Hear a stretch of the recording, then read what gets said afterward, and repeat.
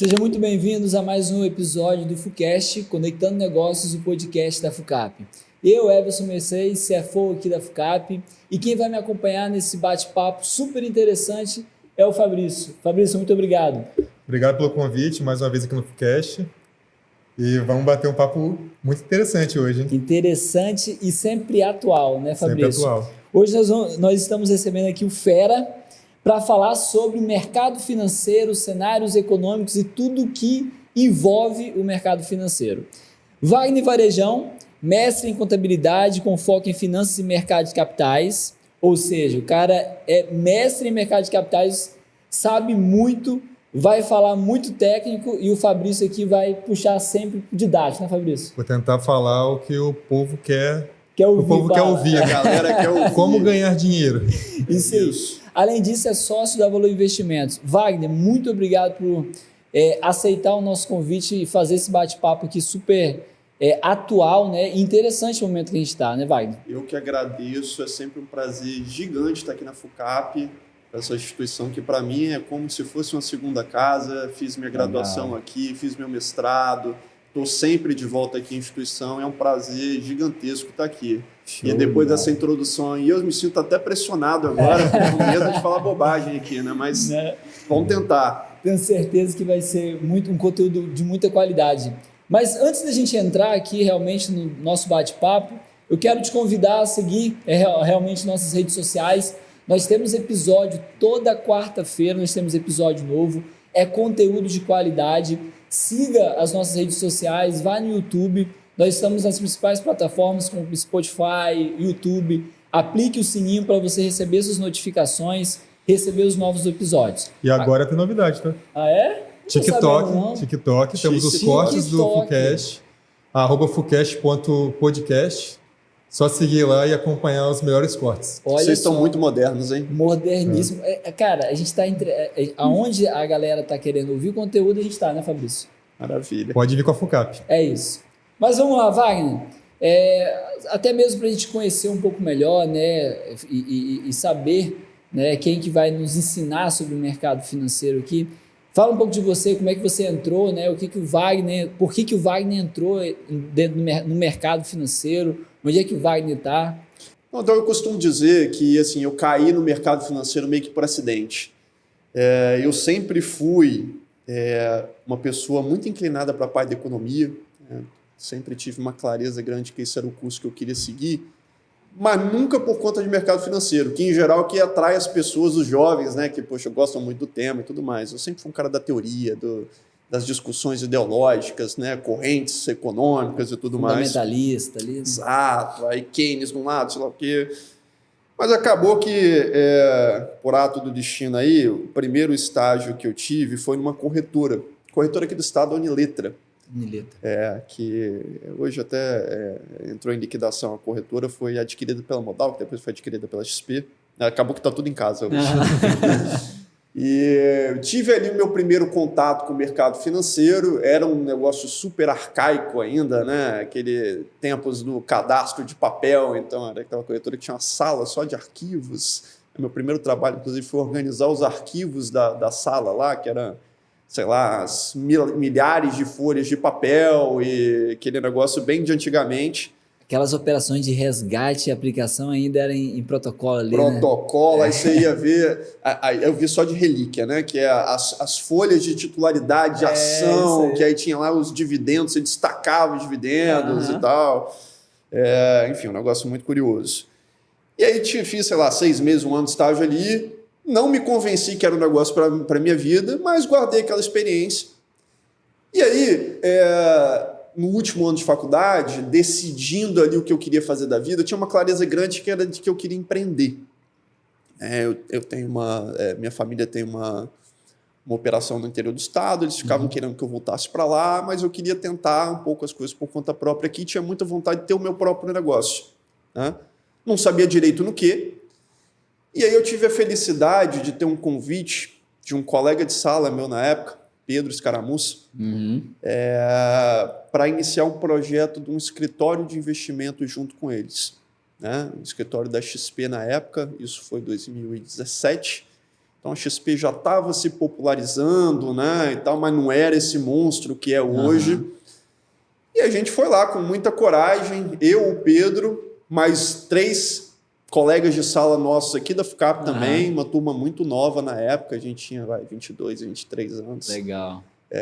E começamos esse projeto, e foi assim, foi muito desafiador, né? Porque ao mesmo tempo era um projeto de empreender, contratar gente, formatar o produto, atendimento, né? Lidar com o cliente. Então foi um aprendizado enorme. E aí fui ficando no mercado financeiro, estou até hoje, tá? A gente passou 3 anos tocando esse escritório.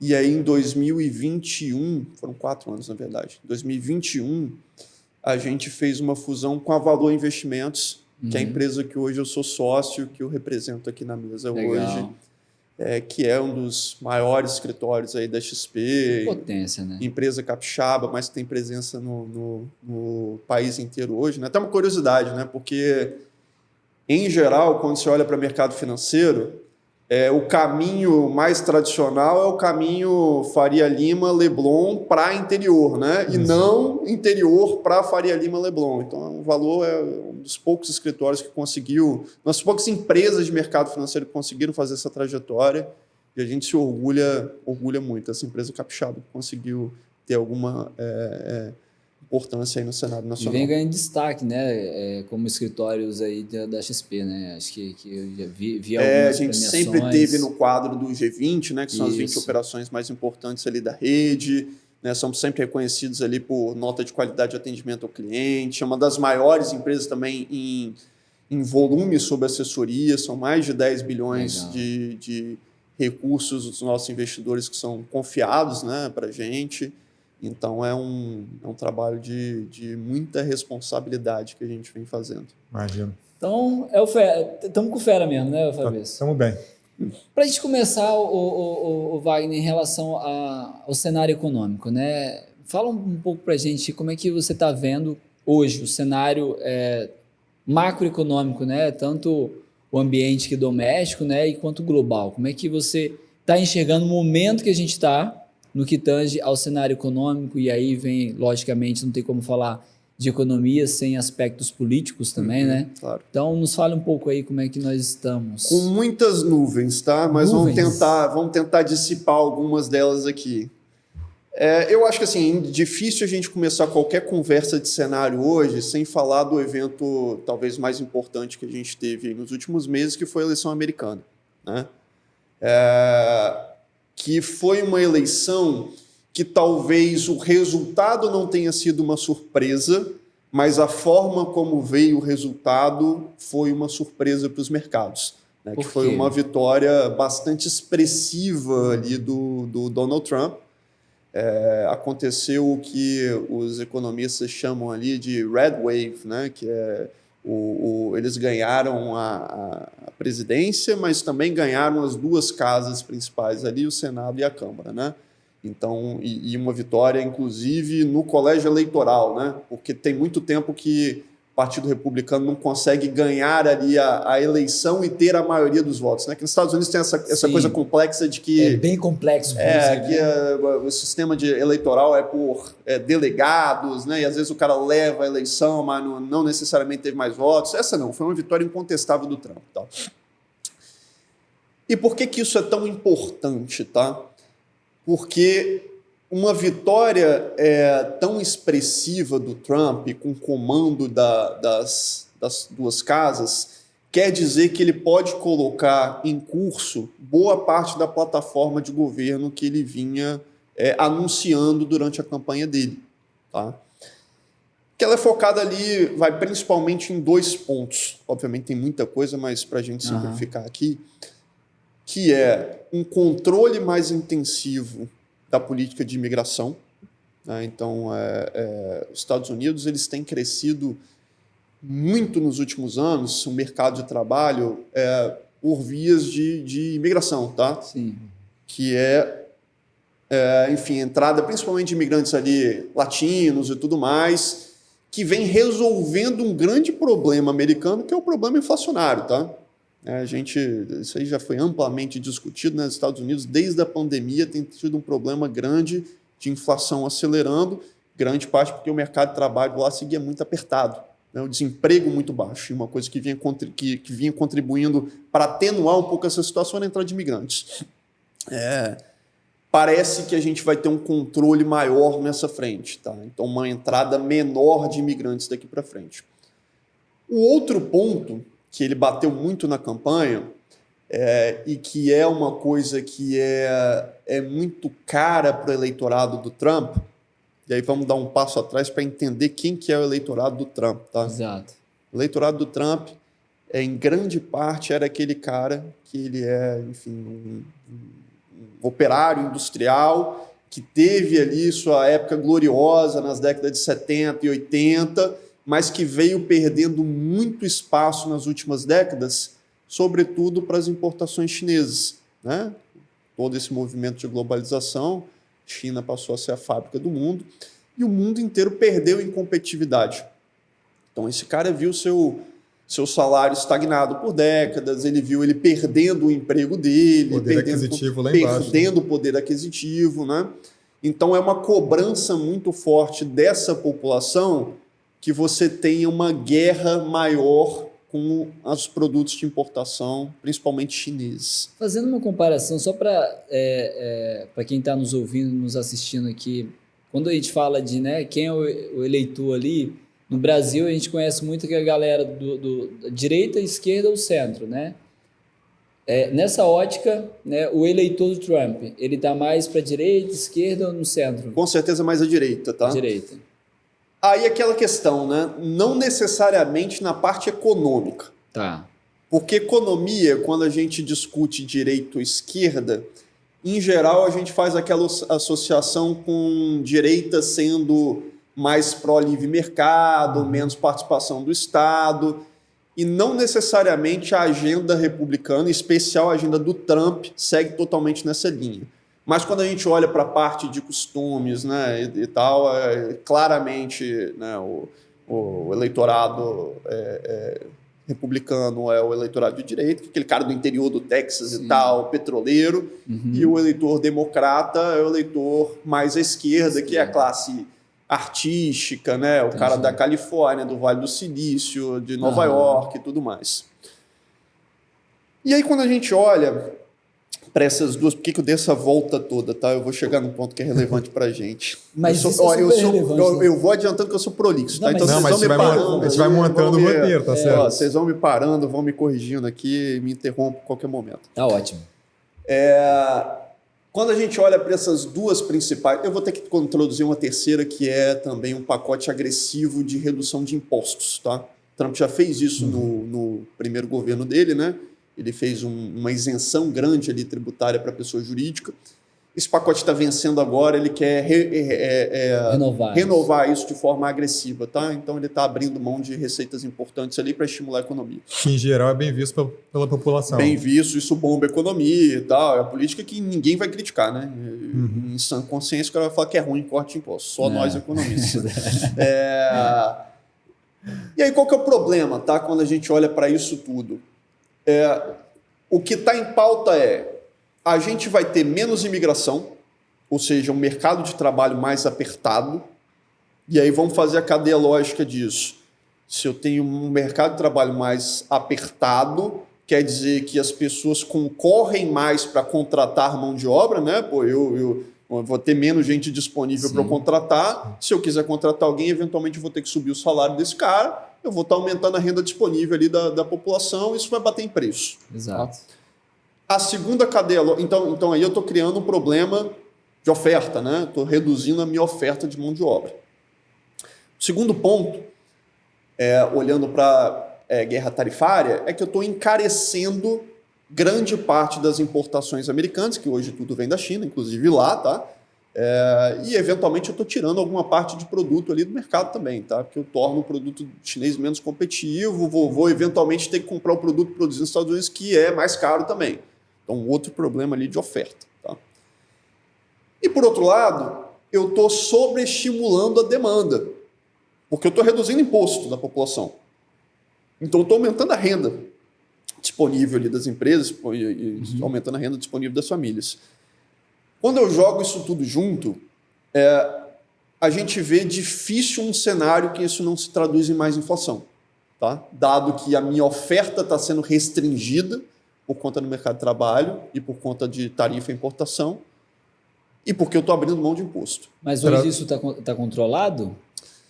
Hoje a gente tem a inflação certamente muito mais controlada do que estava 2 anos atrás. A inflação dos Estados Unidos ainda não está na meta que a gente chama, né, que é aquele intervalo ali que o Banco Central persegue, que ele coloca ali como um nível de inflação ótimo, que lá é 2% ao ano. Sim. Mas ela vem caminhando para esse patamar. Se eu não me engano, eu acho que a inflação consumidor deles está gerando em torno de 2,4%, 2,5%. Aí se eu falei o número errado, vocês depois cortam essa parte aqui do podcast, tá aí, edito. Mas uma hora vai estar isso aí, tranquilo. Uma hora você acerta. Mas está nessa ordem aí, tá? Tanto que esse controle inflacionário tem permitido que o Banco Central americano iniciasse no último mês, na verdade 2 meses atrás, um ciclo de corte de juros. Tá? Então o juro americano ele bateu um patamar muito elevado, né? 5,5% ao ano, e eles já reduziram 0,75%, tá? Então foi para 4,75% ao ano e o caminho é esse. Aí a gente pegou parte aqui e aumentou, né? A gente foi na contramão. A gente vai chegar lá, né? Agora aqui, só para deixar um pouco mais claro para quem está acompanhando a gente, ver se eu entendi bem ou se eu estou falando besteira aqui. Você está dando mais poder, mais dinheiro na mão do trabalhador americano. Se todo mundo tem mais dinheiro, então o cara que lá da indústria ele pode cobrar mais pelo produto dele. Perfeito. Ele cobra mais caro, o pessoal vai pagar mais caro. Com isso aumenta a inflação. Assim, às vezes é um pouco complicado a gente poder entender isso, né? Como assim, eu estou ganhando melhor, vai aumentar a inflação, mas assim, uma coisa que é boa, a diminuição do desemprego, mais gente trabalhando, acaba influenciando negativamente a inflação. É isso mesmo? É isso mesmo, porque assim, isso parece super impopular, né? Poxa, você é contra níveis baixos de desemprego? Obviamente não, tá? Assim, o objetivo máximo de qualquer planejador de política pública é ter o menor nível de desemprego possível, sempre. Porque desemprego baixo quer dizer bem-estar da população. Só que você tem um desafio do outro lado. Só que você tem sempre trade-off, que a gente chama na economia, né? Tem que abrir mão de uma coisa para ter outra, entre desemprego e inflação. Se eu buscar um nível muito baixo de desemprego, em especial se esse nível muito baixo for atingido de forma artificial, que é basicamente o que quando tem muita interferência do governo, né? Se eu busco esse nível baixo de desemprego de forma artificial, eu vou pressionar muito a inflação. E aí não adianta nada eu entregar um aumento de renda para a minha população se esse aumento de renda vier também com aumento de preço. Porque no final das contas eu não estou ficando mais rico.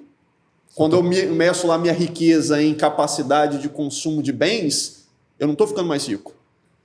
Então, por isso que o planejador de política pública tem que ter um cuidado muito grande quando ele vai fazer políticas ali olhando para juros, para desemprego, utilização da política fiscal e tudo mais.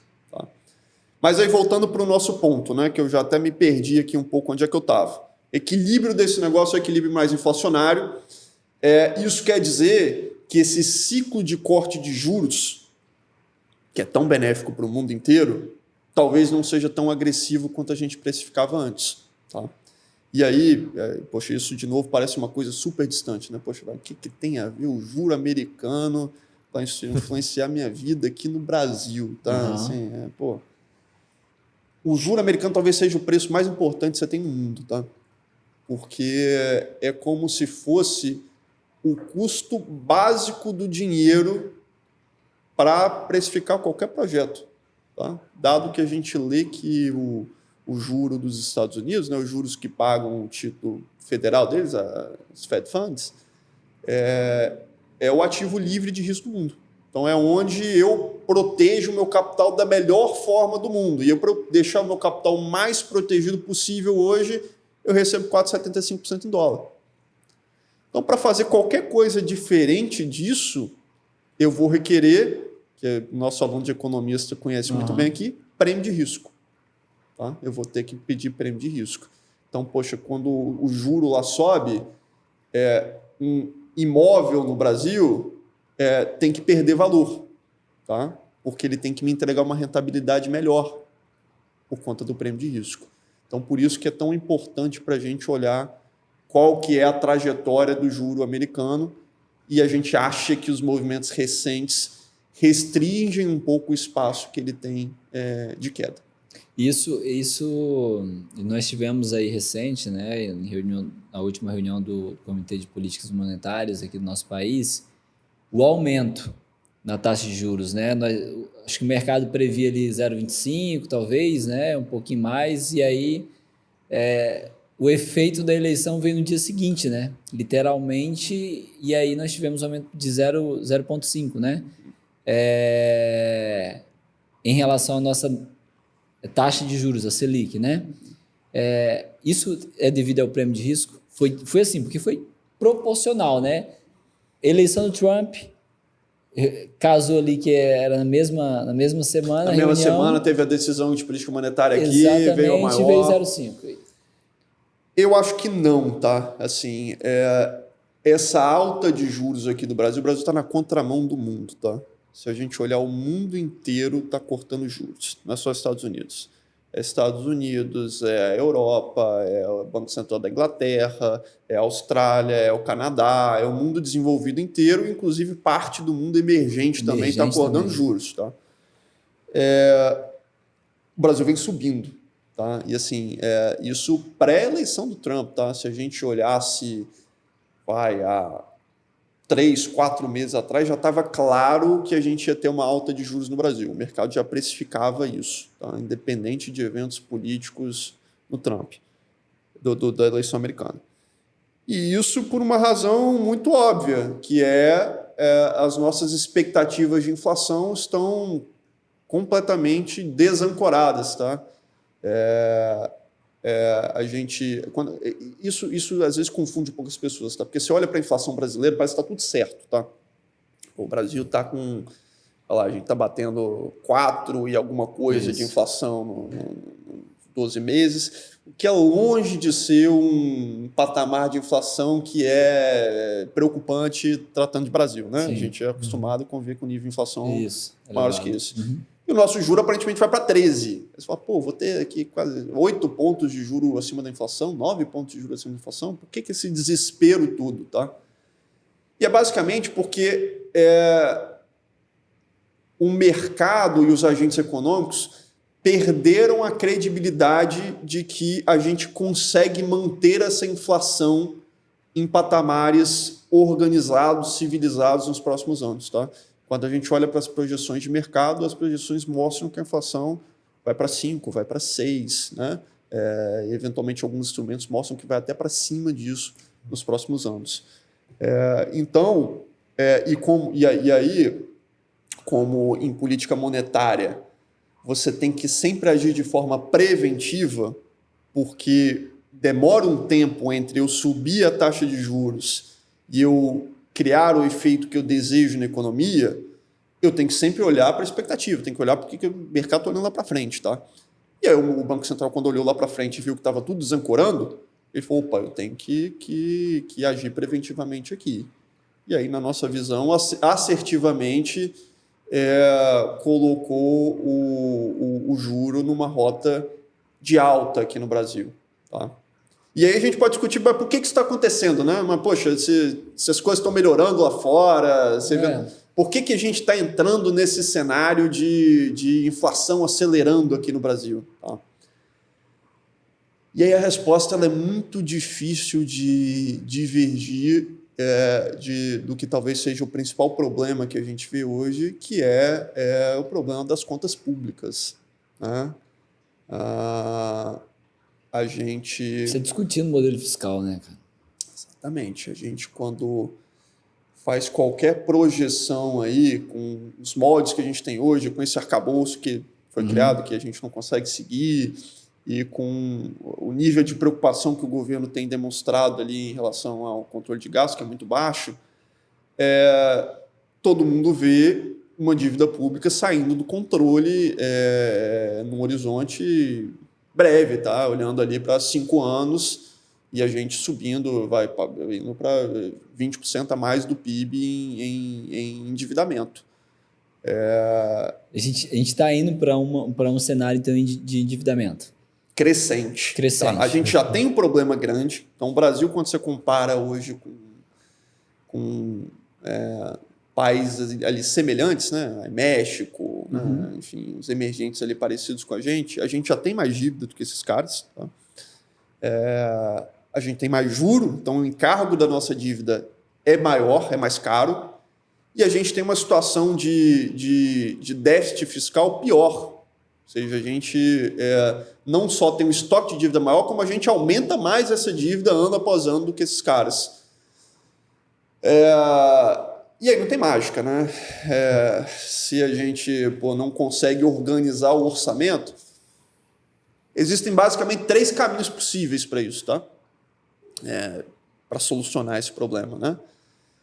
Ou a gente vai para o caminho que aparentemente é o mais correto, que é a gente ir para o caminho reformista, igual a gente veio fazendo há uns anos atrás, né? De, poxa, vamos cortar gastos. E aí, gasto no Brasil tem que ser por reforma, tá? Porque a gente tem um orçamento que ele é completamente engessado. O espaço que a gente tem para discutir orçamento no Brasil ele é muito pequeno. Tá? Todos os gastos, a grande maioria dos gastos são obrigatórios e constitucionais e não há o que possa ser feito a respeito deles. Tá? Então, não existe ajuste fiscal no Brasil pelo lado da despesa, né? Pelo lado de reduzir despesas, sem discutir reforma. Tá? Não parece que a gente está tendo disposição política para ir por esse caminho. Tá? Então, mostrando indícios de que vai ser esse o caminho, né? Não, parece que não. Se volta a discutir corte de gasto em previdência, né? Eles estão discutindo até rever parte das reformas que foram feitas no passado, mas eu acho que isso é difícil também, né? Porque, assim, às vezes que o governo tentou emplacar isso, né? De rever reformas feitas, eu acho que foi mal recepcionado no Congresso. Parece que a gente não vai retroagir nas coisas que a gente já fez, mas parece que a gente também não vai avançar em coisas novas. Tá? Aí tudo bem, se a gente não faz isso, qual que é o caminho 2? Dado que eu não consigo gastar menos, eu tenho que arrecadar mais. Né? Que é o que o governo tem sido a estratégia base do governo. Né? Poxa, vamos criar um imposto ali, aumentar o ITCMD, vamos criar um imposto sobre fundo exclusivo, vamos tributar offshore, vamos, sei lá, criar imposto desse, daquele e tal. E foi uma agenda razoavelmente bem sucedida. A gente conseguiu melhorar um pouco o resultado fiscal desse ano, mas muita coisa não recorrente, tá? Quando a gente olha para frente, não vai ser replicado. E chega num ponto que tem um limite também, né? Poxa, a gente tem uma carga tributária que já é altíssima no país e a sociedade tem mostrado pouca disposição para aguentar ainda mais carga tributária. Né? Pagar mais tributo. Pagar mais ainda mais porque o retorno do que a gente paga não é lá essas coisas, né? A gente é bitributado em tudo, né? E aí tudo bem, se a gente não consegue fazer um ajuste pela receita e pela despesa, sobra uma alternativa para a gente resolver o problema da nossa dívida pública, que é a gente fazer ela perder valor. Como é que você faz isso? Você deixa a inflação correr solta. Tá? Então, o governo, aceito um nível maior de inflação e, no final das contas, essa dívida é paga por todos nós, que vão perder poder de compra. Tá? Se esse for o caminho, é um caminho que é muito ruim e ele justifica todo esse mal-estar que o mercado tem demonstrado aí, e que a gente pode até discutir para frente, de preços caindo, e juros subindo, e moeda desvalorizando. Tá? Vou até agora fazer meu papel aqui, tentar trazer um pouco da realidade aqui. Porque eu acho que eu compliquei demais o negócio aqui. Não, já acho que deu uma boa introdução. Deu uma boa introdução, mas eu vou até voltar um pouquinho agora, Everson, porque voltar lá nos Estados Unidos, quando impacta, né, no dia a dia, né? Aí você falou assim, por que a economia lá impacta aqui? Você falou assim, você tem a melhor reserva de valor do mundo que está nos Estados Unidos. Então, por isso, para você ter um prêmio melhor aqui, o valor do apartamento, por exemplo, ele precisa cair, correto? Correto. Aí quem está ouvindo a gente às vezes vai falar assim, pô, mas eu sou um cara que mal tenho dinheiro para investir, eu não vou investir nos Estados Unidos. Que bom que vai cair o apartamento que eu posso comprar minha casa. Comprar um para mim, né? Acha que é fácil sim, mas ele esquece, por exemplo, que até a blusinha dele que ele compra lá no aplicativo chinês lá, para vir para o Brasil, precisa vir com meio de transporte. Então ele tem que pagar a gasolina, essa gasolina está em dólar. Então também acaba pagando mais tributo e paga mais caro também na blusinha dele que vem lá da China. Isso tudo está interligado, né? Quando ele olha para o Brasil, ali vê outros problemas que você acabou de listar. É mais tributo, mais inflação. A minha blusinha da China está ficando mais cara, inclusive, e agora o governo está tributando, vai taxar a blusinha da China. O brasileiro olha e fala assim, ferrou. Para onde eu vou? O que eu faço agora com o meu dinheiro? Boto debaixo do colchão? Acho que não é tanto assim também, né? Mas eu quero trazer um pouco para cá, para a discussão. Para a realidade, o que eu faço? Para a realidade do brasileiro médio. O que ele faz para se proteger? Sem dúvida, não deixe embaixo do colchão, porque esse é o pior cenário possível para você ter seu dinheiro embaixo do colchão, é o cenário que a gente está discutindo. Leva lá para Valor que vocês não sabem. Leva para Valor que a gente sabe o que fazer. Tô brincando, tá? Mas deixa eu tentar trazer um pouco mais de como é que é essa cadeia lógica, tá? Por que o preço do apartamento aqui tem que ser mais barato, tá? É basicamente porque se o juro lá é mais alto, vamos lá, imagina que o juro lá é 5% ao ano. Eu vou investir no gringo, que é onde é o grosso do dinheiro, tá? Então, para a gente entender como é que as coisas se movem, eu tenho que pensar no dinheiro grande para onde que ele está indo, né? Então, vamos pensar no dinheiro do gringo, do fundo de investimento exterior e tal, sei lá o quê. Ele vai investir no Brasil se a taxa de juros for 8, para ganhar 3 a mais do que nos Estados Unidos? Em real, com segurança, você sabe o que pode acontecer. Para correr o risco do real, para correr o risco do Lula aí, da canetada, né? Ele não vai. Tá? O risco de investir num projeto aqui, de repente o judiciário falar que a regra mudou e que não vale mais aquilo que... Não vai, tá? Então ele vai requerer que a taxa de juros aqui seja mais alta. Né? Se a taxa de juros aqui é mais alta, e aí a gente assim, parece que ela vai para algo como 13%. Tá? A expectativa é fechar esse ano... A expectativa é fechar esse ano em 11,75. Ela está 11,25, né? Então sobe mais meio. E no mercado já está acima de 13 para o ano que vem. Tá? A gente tem mais uma reunião, né? Do Copom. A gente tem mais uma esse ano, aí, enfim, deve ser mais meio de alta, ano que vem sobe mais um bocado. Tá? Então o juro sobe bastante aqui. Se o juro sobe bastante aqui, qualquer coisa que você tiver de ativo tem que valer menos. Tá? Seja um imóvel, seja uma ação da Magazine Luiza, seja um título público ligado à inflação, tá? Aí, por quê? Tá? Aí, de novo, voltando para os alunos de economia aqui da FUCAP, que eles estudaram valuation aqui, eles veem que valuation é basicamente você estimar o que você tem para receber de dinheiro no futuro, né? O pessoal aqui chama de fluxo de caixa. Então, imagina que eu tenho apartamento, né? Qual que é o fluxo de caixa do apartamento? O aluguel. Né? O aluguel que aquele negócio vai me pagar para o futuro. Né? Então, jogo aquilo lá, estimo. E eu tenho que trazer isso para valor de hoje, né? Porque, poxa, um aluguel que eu vou receber daqui a 10 anos, ele vale menos do que um aluguel que eu vou receber mês que vem. Então, eu tenho que descontar isso. Tá? Quando o juro está subindo, o que acontece é que esse aluguel lá daqui a 10 anos ele vale ainda menos. Tá? O preço de eu esperar, ele sobe muito. Então, necessariamente, eu tenho que pagar menos pelo ativo hoje, tá? Para ele me entregar um nível de retorno que seja compatível com o que eu espero ali de taxa de juros e tudo mais. Tá? Então, essa é a cadeia lógica do negócio. Tá? Se juro sobe, você pode esperar que tudo deve valer menos. Óbvio, tem mercados que são eficientes, tem mercados que são ineficientes, né? Poxa, quer dizer que vai bater direto aqui no preço do apartamento? Não, o apartamento é um negócio que você vai negociar muito menos, eventualmente o negócio vai ser menos sensível e tal, mas a tendência geral é essa. Tá? E aí a segunda pergunta é, o que eu faço, né, então, com o meu dinheiro, no meu suado dinheiro num cenário desse? Tá? Assim, eu certamente não deixo esse dinheiro sem investir, pelo motivo claro de que a inflação a gente está falando que deve ser mais alta, né? Sim. Se a inflação é mais alta, esse dinheiro não está investido, ele está valendo cada vez menos, né? Perdendo valor, né? Está perdendo valor. Pô. Então, se eu tenho ali R$100, se foi 10% de inflação no ano, eu não investi, eu perdi 10, tá? Eu perdi 10. O meu dinheiro compra bem menos no. É até legal para quem está nos ouvindo também entender isso, né? Que é o famoso ditado e o ditado verdadeiro, né? Que o dinheiro parado realmente ele perde o seu valor, né? Então ele tem que estar... poder de compra, né? Porque você... Exatamente, ele precisa estar no meio de pelo menos cobrir o próprio custo do dinheiro, claro. Né? Que hoje com esse custo de dinheiro, ele está ali pelo menos a inflação que está girando em torno de 4%, né? Então essa é a perda. Agora a notícia é boa para o investidor, tá? A notícia é boa porque hoje está muito bom de investir o dinheiro. Porque por esse apavoro todo do mercado, justificado, né? Porque o cenário realmente é difícil.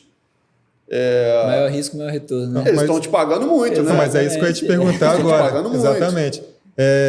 Querendo ou não, a gente tem que separar, né? É como se tivesse o eu consumidor, que está reclamando aí dos preços, dos tributos, que vai no supermercado e vê cada vez mais caro a cesta básica no final do mês, e tem o eu investidor, né? Então, para o eu investidor, tem que esquecer um pouco aquelas dificuldades do dia a dia, mas pensando no futuro, aproveitar o momento para investir, né? Já que eles estão me pagando mais. É isso, para o eu consumidor está muito difícil o cenário, né?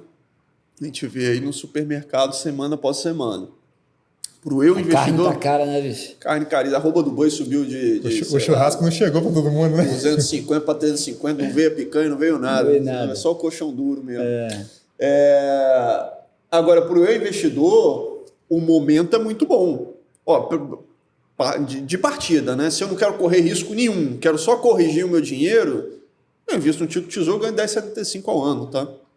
E isso vai para 13, né? Se o juros subir mais e tal, vai subir mais, vai remunerar, tá ótimo. Não estou perdendo poder de compra. O renda fixa ali. Renda fixa, tesouro direto. O momento é renda fixa? O momento é da renda fixa, tá? Difícil para mim dizer, porque a renda fixa é muito pior, tá? Mas eu fazer essa concessão aqui, tá difícil defender a bolsa. Tá?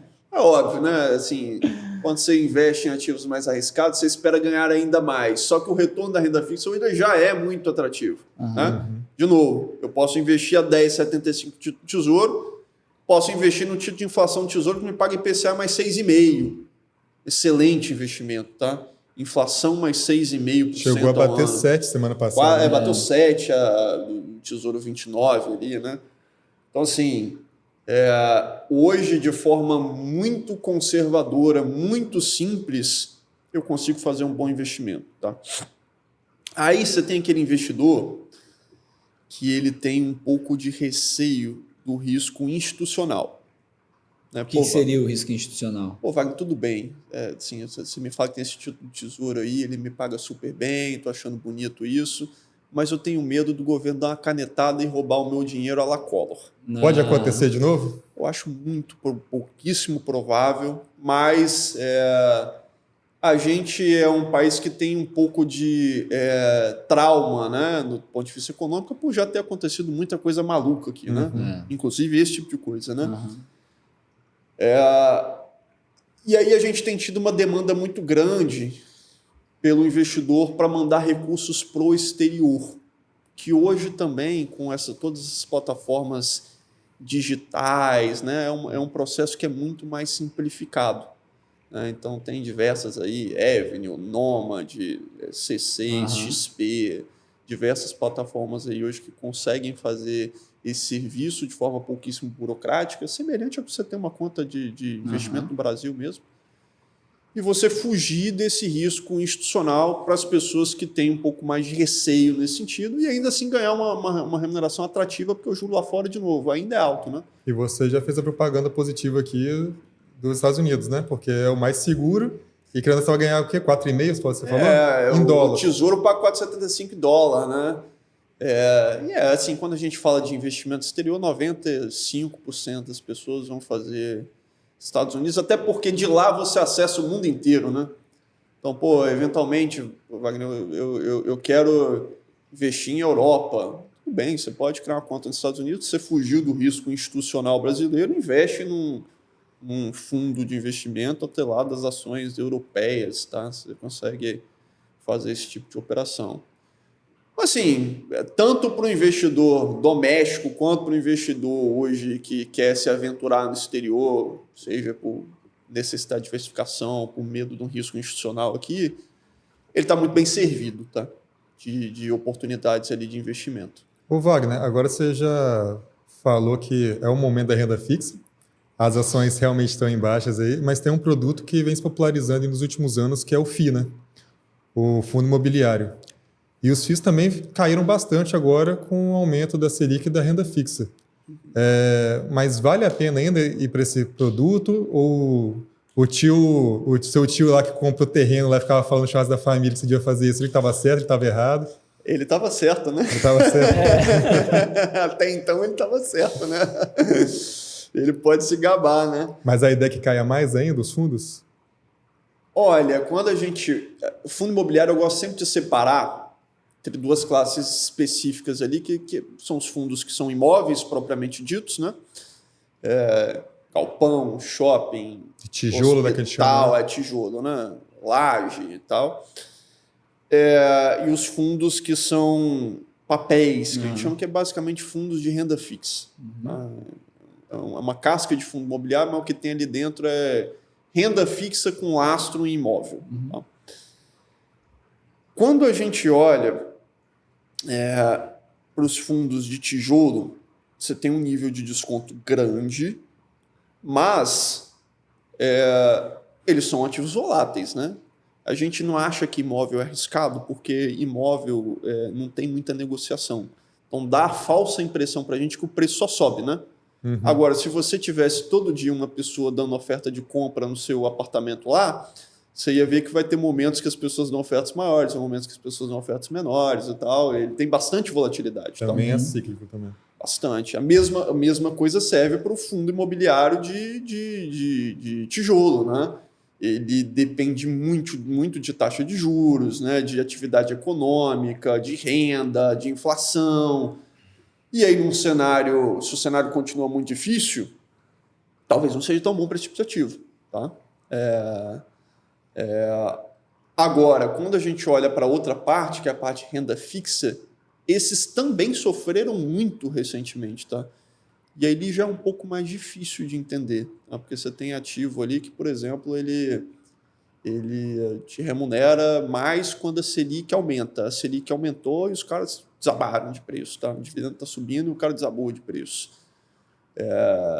Então, eu acho que tem muita coisa atrativa ali nesse mercado, sobretudo nessa parte mais conservadora ali de fundo imobiliário de renda fixa mesmo. Tá?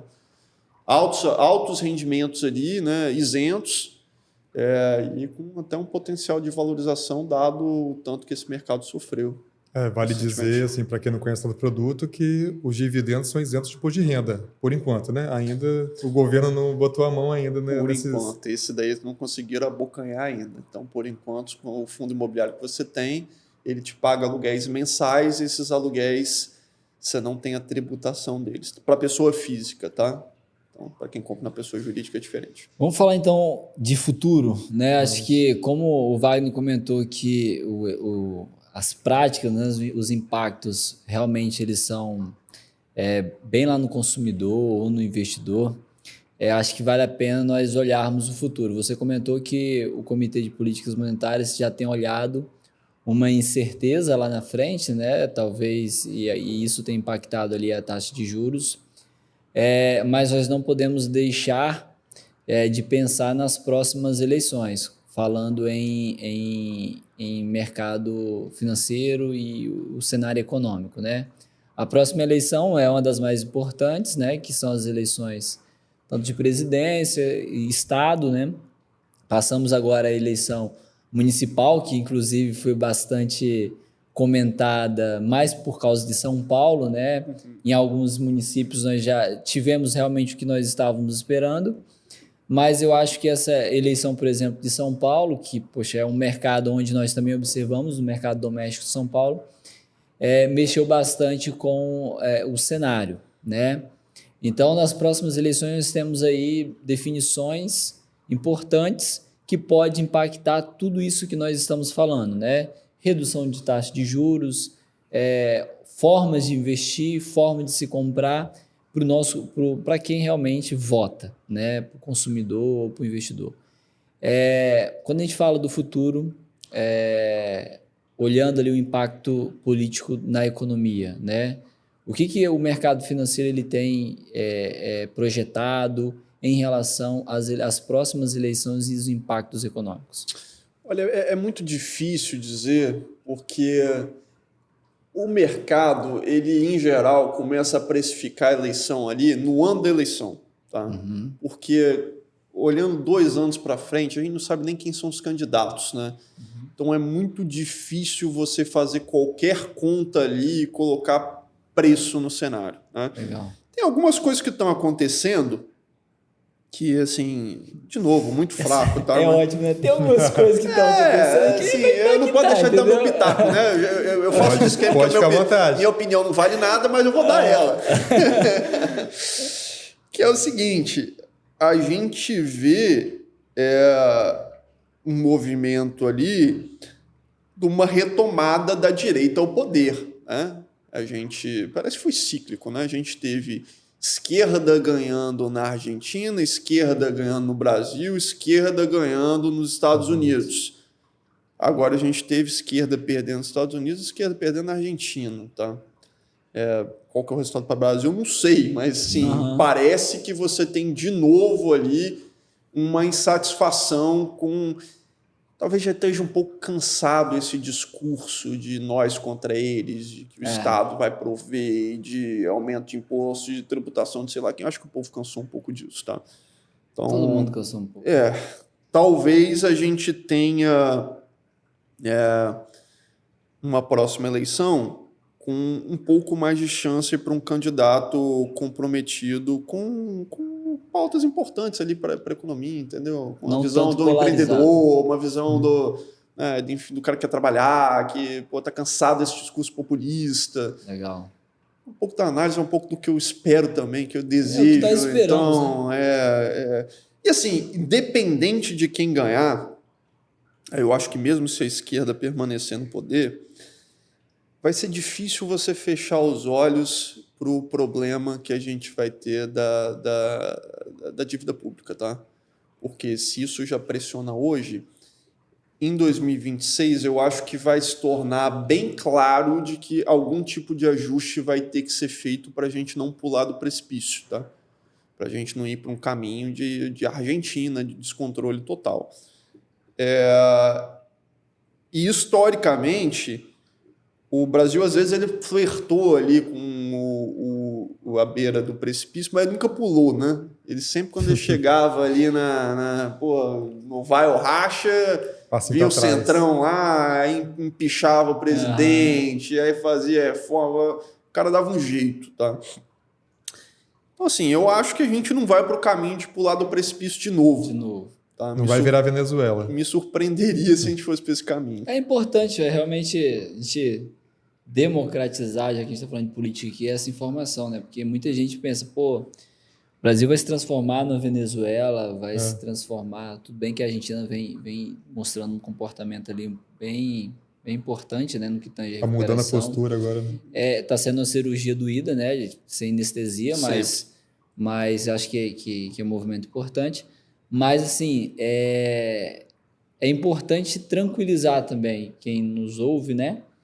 Que o Brasil ele tem uma potência muito grande no que tange a recursos, né, o Wagner? Então, assim, ainda existe isso, né, no Brasil. E a gente já foi muito pior do que a gente é hoje, né? Assim, a gente já teve momentos mais desesperadores do que a gente tem hoje, né?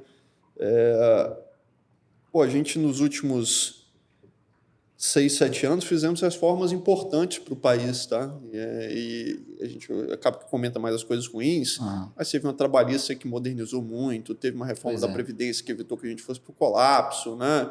Então, assim, a gente construiu, teve a independência do Banco Central, que, poxa, você tem foi espetacular. Você tem uma instituição monetária independente, é transformador do país. Então, assim, o arcabouço institucional hoje, ele é bastante mais sólido do que ele era no passado. Então, acho difícil a gente ir para um caminho da Venezuela. Mas, de novo, assim... você tem que estar sempre preparado, né, para o pior, né? Não dá para descartar nenhum cenário, né? O futuro a Deus pertence. Mas legal. Eu acho que a gente vai dar uma guinada positiva.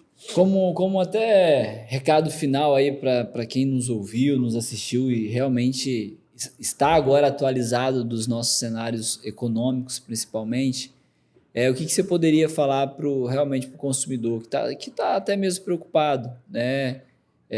Ou para o investidor que está preocupado se escolhe ou se compra uma bicicleta, ou se casa, ou se compra uma bicicleta. Ou compra né? Bitcoin. Ou compra Bitcoin. Acho que qual o recado final que você poderia dar aí para a população realmente, e que muitas vezes nem tem acesso a tanta informação assim, né, sobre esses cenários no dia a dia, como vocês estão lá na mesa todos os dias? O cenário para o investidor, o cenário para o consumidor, ele é difícil, tá? Porque acho difícil a gente ver um cenário diferente de preços acelerando, pelo menos no próximo ano, tá? Sobretudo com esse dólar, essa esticada que o dólar deu agora, né? Ainda tem isso, né? Em algum momento isso traduz em mais inflação para a gente. A gente está tendo problema com a alimentação também, que está subindo muito de preço. Então, o consumidor certamente tem que se planejar. Tá? E aí aquele planejamento de casa mesmo, né? De orçamento, né? De buscar substituir o que dá, né? De economizar aqui, economizar lá, porque eu acho difícil num futuro próximo a gente ver uma situação melhorando muito do ponto de vista econômico. Tá? Para o investidor, eu já não acho que a situação é tão preocupante, porque é o que a gente falou aqui. O cenário ele assusta um pouco? Assusta, mas você tem à disposição ali diversos instrumentos para se proteger. Né? O consumidor ele é muito mais exposto a isso. Né? A família, por isso que a gente tem que ter um cuidado muito grande com a inflação, porque ela bate principalmente nas famílias mais carentes, que são aquelas que não têm poupança e, por consequência, não tem como se proteger. Né? O que a pessoa vai fazer? Vai estocar? A única coisa que o consumidor pode fazer é se planejar para trocar a cesta de consumo. Né? Então, por isso que tem que ter essa preocupação muito grande com a inflação. Sobretudo num país em que a maioria da população é uma população que não tem poupança. Né? Para o investidor, o cenário é bem mais leve. Tá? Eu acho que você pode surfar ali uns bons anos de renda fixa, sem correr grandes sustos, né, corrigindo seu capital a taxas elevadas, o que é uma tristeza para a nossa economia, mas para o investidor é uma benesse bem importante. Maravilha, ótimo. Wagner, queria te agradecer aí por compartilhar tanta informação importante para o cenário que nós estamos, né, informações atuais, trouxe aí cenário diante da eleição de Trump. Então, assim, queria te agradecer e obrigado aí por passar também a mensagem, tanto realista, né? Mensagem realista para o consumidor e realista para o investidor, que para o investidor está mais positiva, né? E esperamos aí que nas nossas próximas conversas tenhamos atualizações benéficas para ambos os lados, que esse seria o ideal, né? Buscarmos sempre equilíbrio. Muito obrigado, viu, mano? Eu que agradeço. Tomara que eu volte com boas notícias no próximo. Obrigado, gente. Fabrício, muito obrigado por me acompanhar aqui nesse bate-papo, viu? Eu que agradeço. Esse é o tipo de bate-papo que tem que ser de 6 em 6 meses, né? Cara, do jeito que tá até antes, né, Fabrício? Ou até antes, né? Mas já entendi que não tem chororô, o negócio é a gente se equilibrar aí no dia a dia e tentar sobrar um pouquinho no final do mês para a gente poder investir e aproveitar essa onda boa também para o investidor. Exato, buscar o equilíbrio sempre, né? E você que está nos ouvindo e nos assistindo, fique ligado nos próximos episódios. Novamente, toda quarta-feira, episódio novo aqui do FuCast, nas nossas redes sociais, no Spotify, no YouTube, agora no TikTok. Né? No TikTok também. No TikTok @fucast.podcast. É isso. E até o próximo episódio.